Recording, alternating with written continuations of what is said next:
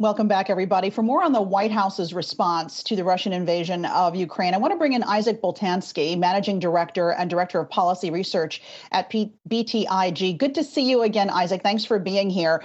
I want to shine a spotlight on these soaring energy prices, because earlier today when President Biden spoke to the nation, he once again said he will do everything within his power to limit the amount of pain we as Americans will experience at the gas pump. What would that kind of relief look like?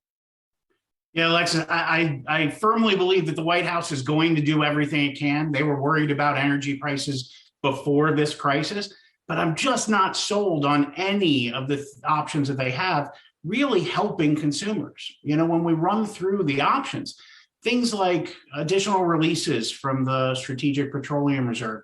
Well, Alexis, we're already at the lowest level of reserves in the SPR since 2002, right? So we're already bumping up against constraints there. And frankly, it hasn't had that much of an impact thus far anyway. I do think that the entire crisis in Ukraine is going to lead to a redoubling of efforts to get a deal with Iran signed so that we can get some of their production back into international oil markets. I think that's one of the takeaways we should have.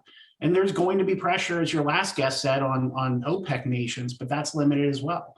My message to clients here is that the White House is going to do everything it can, but there aren't many good options here. And ultimately, we're going to have some sacrifice in order to meet with that success that they're looking for. There could be this gas holiday, right, where states and municipalities sort of waive the taxes that they impose on gasoline, because gasoline is very heavily taxed in this country. I know that Congress is on recess this week, Isaac, but do you believe that some sort of a legislative response is coming, and what might that look like? This is going to be a big moment for our country, right? There's that old saying that politics should stop at the water's edge. In this toxic of an environment, we haven't really seen that very often. So I think that the next few weeks are going to be telling, not just about our stature in the world, but the nature of our politics. I am optimistic that we're going to see a legislative response here. I think that we can expect a package that will increase funding for supporting Ukraine and some of the refugee dynamics there. I think that we'll have increased funding to go after some of the assets of the oligarchs and those close to Putin. And I do think that we're going to have more of a focus on sanctions from the legislative lens as well, which we'll get into SWIFT. But I got to tell you, the gas tax holiday still hasn't gained enough traction right now for us to deem it as probable. It's definitely part of the conversation. But again, Alexis, we're just talking about, on the federal side, 18 cents per gallon, right? It's not a game changer.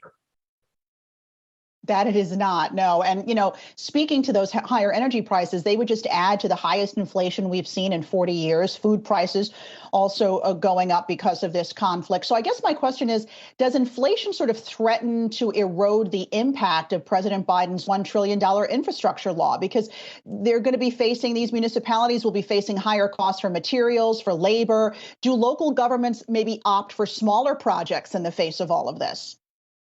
Well, the one positive thing here is we know that infrastructure law was not an immediate spend, right? It was over 5 years. And so there is some runway there, but inflation has numerous impacts throughout the economy, and it does, in fact, impact local and state municipalities. So yes, the answer is that it will impact some of the decisions made at those local levels. It's going to impact the White House when it comes to the midterms as well, right? I think that inflation is going to be the key watchword on the campaign trail as the midterms heat up. And it's one of the many reasons I think that the House at a minimum is going to flip, which is then going to lead to divided government and not much more legislating for the next 2 years. All right, Isaac Boltansky, Managing Director and Director of Policy Research at BTIG. Thanks as always for your perspective. And Karina, I'm going to send it back over to you.